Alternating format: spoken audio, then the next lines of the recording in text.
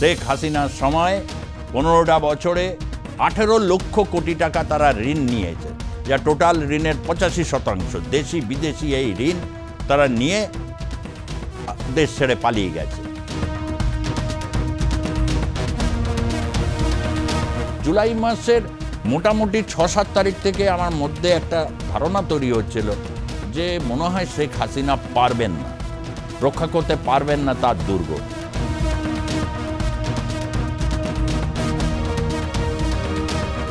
Islamic একটা বাংলাদেশ বা একটা শরিয়ত আইনের বাংলাদেশ তৈরি করা তাদের দীর্ঘদিনের স্বপ্ন। হয় না যে কিলিয়ে কাঁঠাল পাকানো, এমন কিলিয়ে কাঁঠাল পাকাতে তারা চাইছেন, তার জেরে বাংলাদেশে একটা বিপর্যয়কর পরিস্থিতি। চট্টগ্রাম থেকে শুরু করে মুরাদনগর এত কিছু হচ্ছে, কোনো একটা কুড়ে ঘরকেও রক্ষা করতে পারছে না, আবার 32 ধানমন্ডিও রক্ষা করা যাচ্ছে না।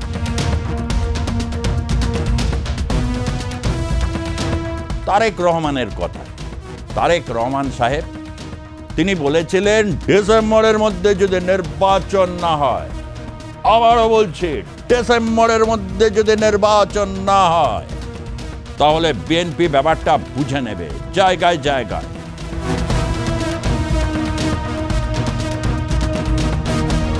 শুধু এইটুকু জায়গা মেনে নিতে অসুবিধা ছিল বিএনপির, যে কারণে ঢাকার রাজপথ যে কতবার রক্তাক্ত হয়েছে এই বিএনপির কর্মী এবং আওয়ামী লীগ কর্মীদের মধ্যে।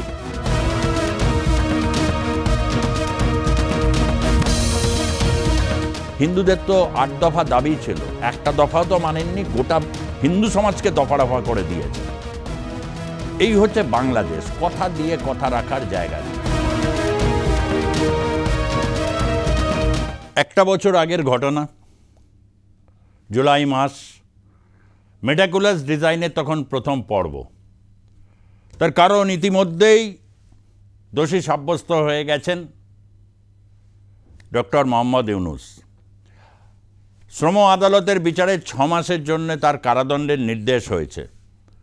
তিনি কোনো রকমের জামিনের তখন বাইরে এসে তার অসহায়ত্বর কথা বলছেন, সেন্টিমেন্ট নিয়েছেন, এবং বরাবরই তিনি যেরকম ভালো কথা বলেন সেই সময়ে ওরকম কথা বলছেন। ভিকটিম কার্ড ফেলেছেন যে আমি তো অনেক কিছু করতে চেয়েছিলাম, আসলে খুব খারাপ অবস্থায় পড়লাম, হয়তো জেল যেতে হতে পারে, তবে আপাতত জামিনে আছি। জামিনে থাকাকালীন তিনি তারপর বিদেশেও যান। ইতিমধ্যে মেটাকুলাস ডিজাইনের তখন প্রথম এপিসোড চলছে। জুন মাসে থেকে গড়িয়ে জুলাই মাসের প্রথম পর্ব, দ্য গ্রেট জুলাই। বাংলাদেশে এই জুলাই এখন অনেকের কাছে খুব, কেউ জুলাই নিয়ে যদি তার আবেগের প্রকাশ ঘটান সোশ্যাল মিডিয়াতে, সেখানে নাকি টাইম লাইনে কী সব উল্টোপাল্টা শব্দ প্রয়োগ করা হচ্ছে জুলাইকে নিয়ে। কেউ কেউ আবার জুলাইকে অতি কদর্য ভাষায় গালাগালি দিচ্ছেন। হঠাৎ এই মোহভঙ্গটা হলো কেন? মাত্র তো 1টি বছর, এত মোহভঙ্গের কারণটাই বা কী? একটু তো সময়ও দিতে হবে। কিন্তু এই সময়টাই এত দুঃসহ হয়ে জনগণের একটা বড় অংশের উপর যেভাবে প্রতিক্রিয়া তৈরি করেছে, তাতে স্বাভাবিকভাবে এই ধরনের প্রতিক্রিয়া আসবেই। তো আমি যেটা বলছিলাম সেই 1 বছর আগেকার ঘটনা। তারপর মনে পড়ে যাচ্ছে 1 বছর আগে, তখন জুলাই মাস অনেকটা গড়িয়ে গিয়ে অগাস্টের দিকে গিয়ে প্রবেশ করছে। বিবিসিতে একটা ইন্টারভিউ দিয়েছিলেন ডক্টর মোহাম্মদ ইউনূস। সেই ইন্টারভিউতে তিনি বলেছিলেন যে, প্রশ্নকর্তা বিবিসি বাংলার যিনি এডিটর, তিনি প্রশ্ন করেছিলেন যে আপনার উপর এত মামলা, এত তো আপনার ব্যক্তিগত জীবনে কি প্রভাব পড়ে? তো তিনি একটা কথা বলেছিলেন যে তার যে স্ত্রী, মানে দ্বিতীয় যিনি স্ত্রী, যিনি পদার্থবিদ্যার একজন অধ্যাপক, তিনি ডিমেনশিয়াতে ভুগছেন। তিনি কাউকেই চিনতে পারেন না, শুধুমাত্র তার স্বামী ডক্টর মোহাম্মদ ইউনূসকে ছাড়া। তাকে না খাইয়ে দিলে তিনি কারোর হাতে খাবেন না, তাকে দেখভাল না করলে তিনি, অন্য কেউ দেখভাল করলেও তিনি তাদের চিনতে পারেন না। ডিমেনশিয়া রোগে যেটা হয়, অর্থাৎ তার স্ত্রীর ডিমেনশিয়া হয়েছে। এবং তিনি এটাও চিন্তিত ছিলেন যে তার মেয়ের বিয়ে হবে কিভাবে, কেননা তাকে দেখলে লোকে উপহাস করছে, তিনি ঋণখেলাপি, তিনি দণ্ডপ্রাপ্ত এবং জামিনে রয়েছেন, এরকমভাবে একটা ইন্টারভিউ দিয়েছিলেন। আমার সেই ইন্টারভিউটা হঠাৎ মনে পড়ে যাচ্ছে। এই জুলাই মাস এলে আমি শুরুতেই একটা ভিডিওতে বলেছি, এই বর্ষার মাস আমাকে ভীষণ প্রাণবন্ত করে তোলে। আমি অনেক কবির কবিতা পড়ি, তার মধ্যে অবশ্যই বাংলাদেশের আল মামুদের কবিতা আমার খুব প্রিয়। নির্মলেন্দু গুণ খুব ভালো কবি, তার কবিতাও পড়ি। মহাদেব সাহার কবিতা পড়েছি। অতীতে একটা সময় ছিল 90 দশকে একজন লেখকের লেখা পড়তাম, সম্ভবত তিনি ঢাকা মেডিকেল কলেজের তিনিও ছাত্র ছিলেন, রফিক আজাদ বলে, তার গদ্যের আমি খুব ভক্ত ছিলাম। এছাড়া আরও অনেকের রয়েছে, অন্যান্য যারা বাঙালি কবি আছেন এই বঙ্গের, তাদের কবিতাও পড়ি। বেশ একটা কাব্য নাটক বর্ষা, ইলিশ মাছ, সে সম্পর্কে রয়েছে। গতবার বলেছিলাম না ভিডিওতে, ইউনূস সাহেব এবং ইলিশ মন্ত্রী, মৎস্যমন্ত্রী, এত ভুল হচ্ছে না। মৎস্যমন্ত্রী তিনি বলেছিলেন বাংলাদেশের মানুষকে আমরা এবার ইলিশ খাবো, ভারত শুধু ইলিশ খাবে। আমরা বললাম ভালো তো, বাংলাদেশের মানুষের নিঃসন্দেহে পদ্মার ইলিশের প্রথম অধিকার বাংলাদেশের মানুষের, কিন্তু সেটা মানতে হবে, রক্ষা করতে হবে। ওই পয়সার জন্যে চীনকে পাঠালাম ভারতকে টাইট দেওয়ার জন্য, ও করলে হবে না। কিন্তু তার কারণ হচ্ছে ইতিমধ্যে কিন্তু বঙ্গবাসী, মানে এই পশ্চিমবঙ্গবাসী ডায়মন্ড হারবার থেকে শুরু করে কোলাঘাটের ইলিশে যথেষ্ট সাবলীল। সেই ইলিশের টেস্টও খুব একটা খারাপ নয়। সে যাই হোক, অন্য কথা। আমি ফিরে ফিরে আসছে ফ্ল্যাশব্যাক। সেই সময় বণিক বার্তা একটা শিরোনাম, শেখ হাসিনার সময় 15টা বছরে 18 লক্ষ কোটি টাকা তারা ঋণ নিয়েছে, যা টোটাল ঋণের 85%। দেশি বিদেশি এই ঋণ তারা নিয়ে দেশ ছেড়ে পালিয়ে গেছে। স্বাভাবিক মানুষের রাগ হবে। অবশ্য শেখ হাসিনা কাজও করেছেন। তার কাজের ফিরিস্তি শোনাতে গেলে গোটা 25 মিনিটের একটা এপিসোড লাগবে। মানুষ খেয়ে পড়ে থাকতেন। সেই সময় ইলিশ মানুষ খেতে পাচ্ছে না, গোস্ত মাত্র মাসে একদিন খাচ্ছে, বাজারে এত টানাটানি, এবং মাছ কেউ হচ্ছে লেজা নিয়ে চলে যাচ্ছে, কেউ মুড়োটা নিয়ে যাচ্ছে, কেউ মাঝখানটা নিয়ে যাচ্ছে, এবার ভাগাভাগি করে কিনতে হচ্ছে। এত খারাপ শাসনকাল শেখ হাসিনার। এই ধরনের ভিডিও তখন প্রচুর আসছে। যারা বাংলাদেশের মানুষ যারা রয়েছেন, বাংলাদেশের মানুষের স্বাভাবিক সেখানকার ভিডিও নিয়ে তাদের বেশি উৎসাহ থাকবে। তথাপি আমি এগুলো দেখতাম এবং বলতাম যে শেখ হাসিনা বঙ্গবন্ধু মুজিবুর রহমানের কন্যা হতে পারেন, কিন্তু শেখ হাসিনা কিভাবে প্রশাসন চালাচ্ছেন, দেশবাসীর প্রতি তিনি কি সত্যিই জাস্টিস দিচ্ছেন? তার উপরে যে ফ্যাসিস্ট তকমা, কিন্তু সেটা তাকে খুব বেশি যে রিয়্যাক্ট করে তা না। তিনি মিডিয়ার কাছে আসছেন খুব সাবলীল, হয়তো মিডিয়ার মাধ্যমে বার্তা দিতে চাইছেন যে আমাকে ফ্যাসিস্ট বললো, আমি কিন্তু সকলের উদ্দেশ্যে গণতান্ত্রিক। এইভাবে চলছে, তাতে যা হবার হবে। তবে জুলাই মাসের মোটামুটি 6-7 তারিখ থেকে আমার মধ্যে একটা ধারণা তৈরি হচ্ছিল যে মনে হয় শেখ হাসিনা পারবেন না, রক্ষা করতে পারবেন না তার দুর্গ। এবং বিশেষ করে এটা আরও বেশি দৃঢ় হচ্ছিল তার পাশে যে টিমটা তৈরি হয়, মানে তার যে পলিট ব্যুরো তিনি তৈরি করেছিলেন, সে পলিট ব্যুরোর যে সমস্ত রয়েছেন তারা আং বাং কথা যা বলে, তার মধ্যে না আছে কোনো দেশের মানুষের কোনো অ্যাসপিরেশনসের কথা, তাদের দুঃখ কষ্টের কথা। সারাক্ষণ হচ্ছে খালেদা জিয়া কী করেছেন, তারেক কী করেছেন, এবং জামাত নিয়ে অদ্ভুত এক নিস্তব্ধতা, চুপচাপ।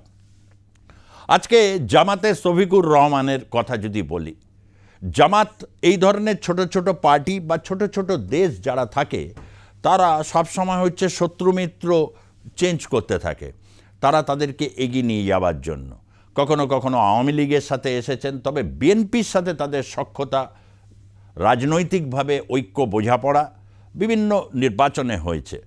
এবং সেই কারণে বিএনপি যেমন জামাত ইসলামকে খুব ভালো চেনে, জামাত ইসলাম আবার বিএনপিকে খুব ভালো চিনবে, তার কারণ দীর্ঘদিনের সখ্যতা। সেই শফিকুর রহমানের পার্টি, যিনি আমির, সেই পার্টি বিএনপিকে তো একেবারে আদা ছ্যাঁচা দিচ্ছে আর কি। তাদের বিভিন্ন নেতাদের ভাষণ শুনছিলাম, এবং বিভিন্ন ভাষণে তারা দেখিয়ে হচ্ছে বিএনপিকে তারা বুঝে নেবে আগামী দিনে, এবং এককভাবেই তারা 250 সিটের প্রার্থী দিয়ে তারা জয়লাভ করবে, এরকম একটা বিশ্বাস তাদের রয়েছে। তবে জয়লাভের প্রশ্নে তারা নিজেরাও জানে কতটা কী হবে, কিন্তু ইসলামিক একটা বাংলাদেশ বা একটা শরিয়ত আইনের বাংলাদেশ তৈরি করা তাদের দীর্ঘদিনের স্বপ্ন, এবং সেই প্রচেষ্টাটাকে কার্যকরী করার জন্যে হয় না যে কিলিয়ে কাঁঠাল পাকানো, এমন কিলিয়ে কাঁঠাল পাকাতে তারা চাইছেন তার জেরে বাংলাদেশে একটা বিপর্যয়কর পরিস্থিতি। এমনিতেই বাংলাদেশের এই যে চারজন রাজনীতিবিদের যদি বলি, এই যে তারেক রহমান বা ডক্টর মোহাম্মদ ইউনুস বা শফিকুর রহমান, এদের যদি তিনজনের কথাই বলি তাহলে কেউ কথা রাখে না। যেমন কথা ইউনুস সাহেব কি রেখেছেন? আজ যদি ইউনুস সাহেবকে প্রশ্ন করা হয়, ডক্টর মোহাম্মদ ইউনুস আপনি যে এরকম 12-13টা বিদেশ সফর করলেন, এখানে গেলেন, আপনার ছোট কন্যাকেও সঙ্গে নেন প্রত্যেক বিদেশ সফরে, তাহলে আপনার স্ত্রীকে এখন কে দেখভাল করছেন? উনি তো ডিমেনশিয়ার রোগী, তাকে কে দেখভাল করছে? এই প্রশ্নটা এখন কেউ করেও না, কারোর করার ধকও নেই। তার কারণ হচ্ছে এই প্রশ্ন করলে তার চাকরি থাকবে তো? তার কারণ এই ধরনের প্রশ্ন করলে শফিকুল সাহেবের এই যে চাউনি, এই যে চাউনিতে ধরেছে এটাকে, সঙ্গে সঙ্গে খ্যাচাং ফো চাকরি ভোগে একেবারেই, এবং সে কারণে প্রশ্ন করেন না। ইতিউতি যারা করতে গিয়েছিলেন বিভিন্ন ধরনের প্রশ্ন, চাকরি অলরেডি চলে গেছে।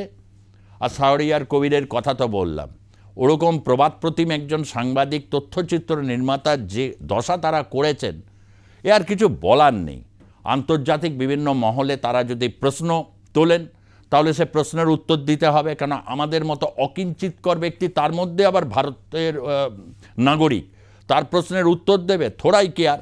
কিন্তু প্রশ্ন করাটা তো করবই, তার কারণ ওই যে শুরুর দিন থেকে একটাই লজিক, 4000 কিলোমিটার বর্ডার রয়েছে ভারতের সঙ্গে, এই বর্ডারে রয়েছে বাংলাদেশের ঘটনার প্রভাব যদি ভারতবর্ষের উপর এসে পড়ে, আমি মুখ খুলবই। 71-এর মুক্তিযুদ্ধের সময় তখন আমার বাবার চাকরি সূত্রে আমি তখন লালগোলাতে ছিলাম, বর্ডার জায়গা, ফলে অতি ক্ষুদ্র থাকলেও সেই যুদ্ধের স্মৃতি রয়েছে। তার কারণ স্কুলও বন্ধ হয়ে গেছিল শরণার্থীদের কারণে, সুতরাং একটা বলার অধিকার আমার, এটা জায়েজ, মেনে নেবেন, সেটাকে পাত্তা নাও দিতে পারেন।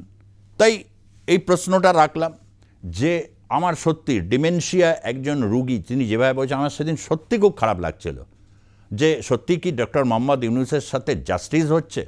এই প্রশ্ন সেদিন হয়েছিল, কিন্তু আজকে দেখলাম যে এই প্রশ্ন কেউ করে না, উনিও কখনো উত্তর দেওয়ার দায় অনুভব করেননি। যেমন সেনাবাহিনী নিয়ে একটা প্রশ্ন প্রায় 4টে ভিডিওতে করেছিলাম, যে জানমালের রক্ষার দায়িত্ব ওয়াকারুজ্জামান দিয়েছিলেন, অত্যন্ত একজন সংস্কৃতি মনোভাবাপন্ন একজন আর্মি জেনারেল, এবং তিনি যখন দিয়েছেন তার কথার উপর একটা সত্যি তো আস্থা রাখতে হবে। তিনি সংবিধান রক্ষা করার দায়িত্ব নিয়েছেন সেনাবাহিনী হিসাবে, কর্তা হিসাবে, কিন্তু দেখছি চট্টগ্রাম থেকে শুরু করে মুরাদনগর এত কিছু হচ্ছে, কোনো একটা কুড়ে ঘরকেও রক্ষা করতে পারছে না, আবার 32 ধানমন্ডিও রক্ষা করা যাচ্ছে না। তাহলে সেনাবাহিনীর ম্যাজিস্ট্রেসি পাওয়ার কি হলো? তিনি তো কথা দিয়েছিলেন, তিনিও কথা রাখলেন না বা কথা রাখছেন না। তবে হ্যাঁ, বাংলাদেশের সেনাবাহিনীর পক্ষ থেকে দেখলাম একটা প্রেস বিজ্ঞপ্তি জারি হয়েছে, এবং প্রেস কনফারেন্সে তারা মুরাদনগর এই ঘটনার জন্যে যে মূল দোষী যে তাকে রয়েছে, এবং যে ফজর আলী যে টাকা ধার দেয় সুদে, ফজর আলী, এটা ঠিক নয়। সুদ অত্যন্ত ধর্মীয়ভাবে ইসলামে হারাম জিনিস, তো তুমি ধার দিয়ে, ধার শোধ অনেক রকম কারণে করা যায় না। 15 লক্ষ কোটি টাকা তো বণিক বার্তার রিপোর্ট অনুযায়ী গত বছরের জুলাই মাসে তারা এটা ছেপেছিল, সেখানে 15 লক্ষ কোটি টাকার বেশি, 18 লক্ষ কোটি টাকা তারা ঋণ নিয়েছিল, এবং সুদসহ ফেরত দিতে হয় এগুলো। এইভাবে কি চলা যায়? তাই বলে এরকম পাশবিক অত্যাচার ফজর আলী, এটা তো ঠিক না। তবে সেনাবাহিনী এবার ঘুরে দাঁড়িয়েছে এবং তারা ব্যবস্থা নিয়েছেন, ভালো কাজ করেছেন। ভালো কাজকে ভালো কাজ বলবো না, নিঃসন্দেহে বলবো। অর্থাৎ কথা দিলে কথাটা রাখতে হয়। এবার আসি হচ্ছে তারেক রহমানের কথায়। তারেক রহমান সাহেব তিনি বলেছিলেন ডিসেম্বরের মধ্যে যদি নির্বাচন না হয়, আবারও বলছি ডিসেম্বরের মধ্যে যদি নির্বাচন না হয় তাহলে বিএনপি ব্যাপারটা বুঝে নেবে জায়গায় জায়গায়। আমরা বললাম যে তারেক রহমান স্মার্ট লোক, বিদেশে রয়েছেন, অনেকে বাংলাদেশে অনেক কিছু বলেন, তিনি নাকি মুচলেখা দিয়েছেন। আমি জানি না, অত গভীরভাবে ট্র্যাক করা তো সম্ভব নয় আমাদের পক্ষে। আমরা এই দেশে বসে যা যা দেখতে পাচ্ছি, আর সোশ্যাল মিডিয়ার সৌজন্যে এবং ব্যক্তিগত আলাপচারিতায় ফোনে, এটাও আগে ডিসক্লোজ করেছি, অনেকে ফোন করেন, অনেক বাংলাদেশের মানুষ যারা আসেন চিকিৎসার কারণে বা বিভিন্ন কারণে, তাদের সাথে ইন্টারঅ্যাক্ট করে বিভিন্নভাবে বাংলাদেশ সম্পর্কে অবহিত হয়েছি। তো তারেক রহমান সাহেব যখন বলছে, আমি বিশ্বাস করেছিলাম যে জিয়াউর রহমান পুত্র তারেক রহমান নিঃসন্দেহে এই জায়গাটায় অন্তত একটা জোরালো কিছু করবেন।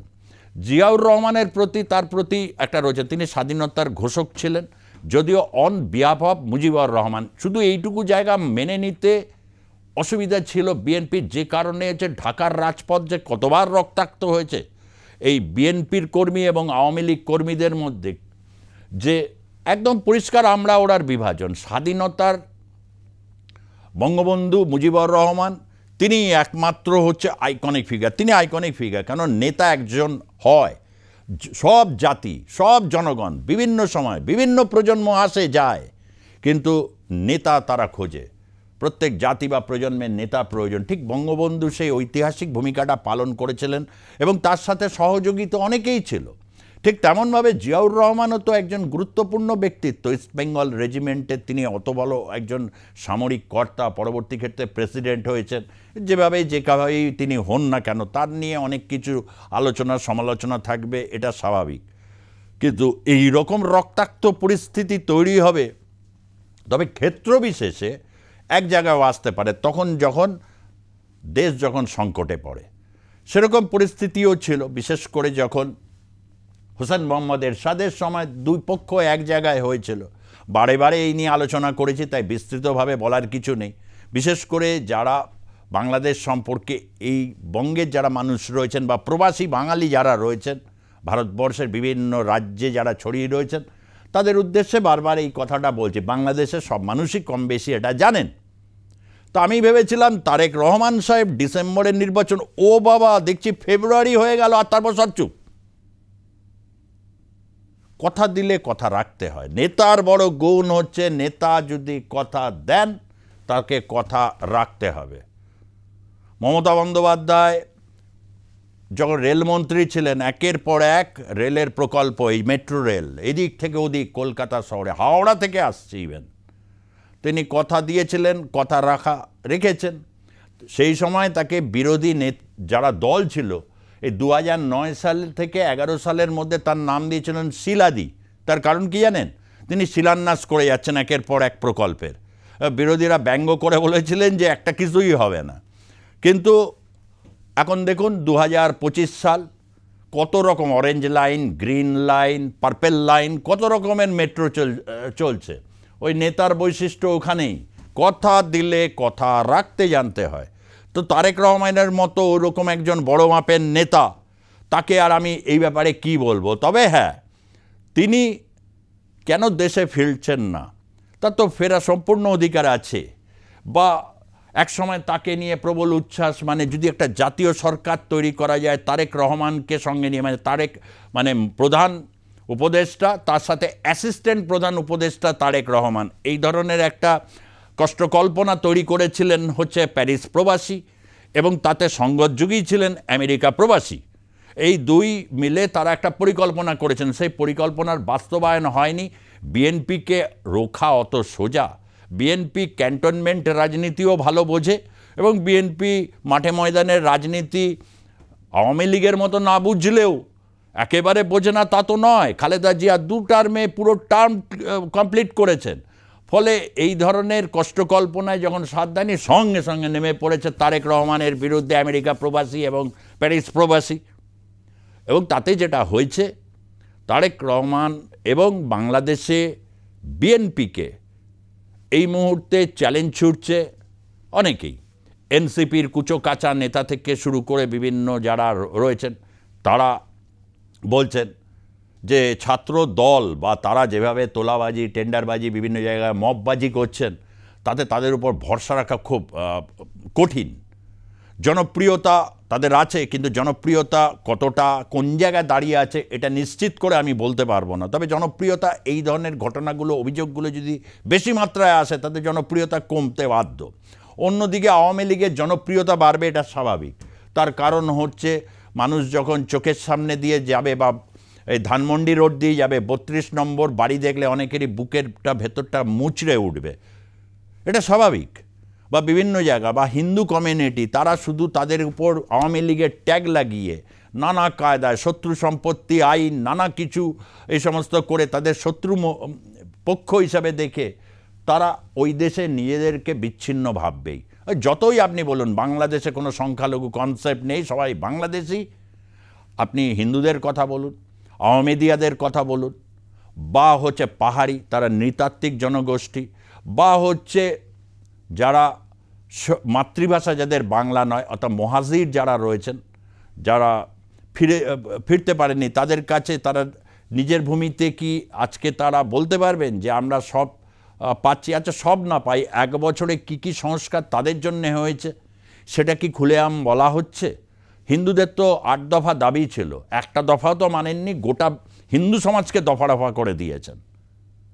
এই হচ্ছে বাংলাদেশ, কথা দিয়ে কথা রাখার জায়গা নেই। হিন্দু সমাজও পারেনি, এই প্রবল ইয়েতে আন্দোলন করেছিলেন 8 দফাতে, তাদের যিনি নেতৃত্ব দিচ্ছিলেন তিনি কারার অন্তরালে রয়েছেন, এবং তার সাথে যারা যারা যোগাযোগ রেখেছে বা বিভিন্ন করেছে তাদের উপর অবর্ণনীয় অত্যাচার নেমে এসেছে। এসব ঘটনাই একটা সময় হয়তো এগুলো পরিষ্কারভাবে রিভিল হবে। ফলে বিএনপির এই হচ্ছে দশা, কথা দিয়ে কথা তারাও রাখেনি। এবার আসবো হচ্ছে জামাত।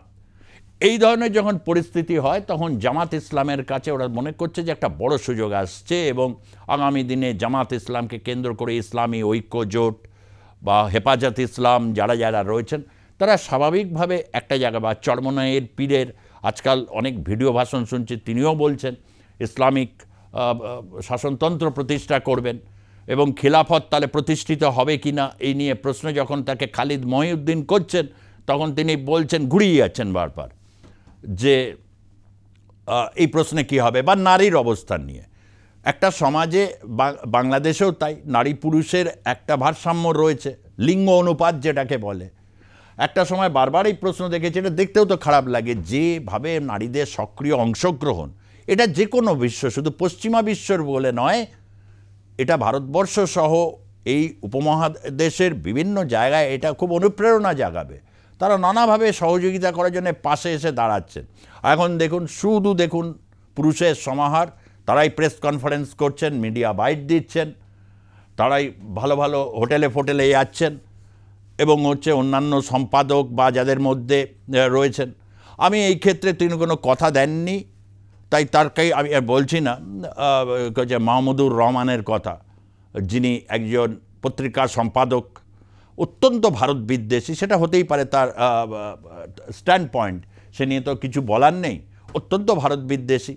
হলে বাংলাদেশে জামাতের কাছে তারা বিএনপিকে নিয়েও চলতে পারছে না, অথচ একটা সময় তাদের চলতে হচ্ছে। অর্থাৎ তারা কি একক শক্তিতে তারা পারবেন, নাকি তারা নানা রকমভাবে একটা যদি সত্যিকারের ইসলামিক শাসনতন্ত্র তৈরি করেন, এবং তাতে বাংলাদেশে তারা বারবার বলতে চাইছেন তাতে নাকি হিন্দু সমাজ খুব নিশ্চিত।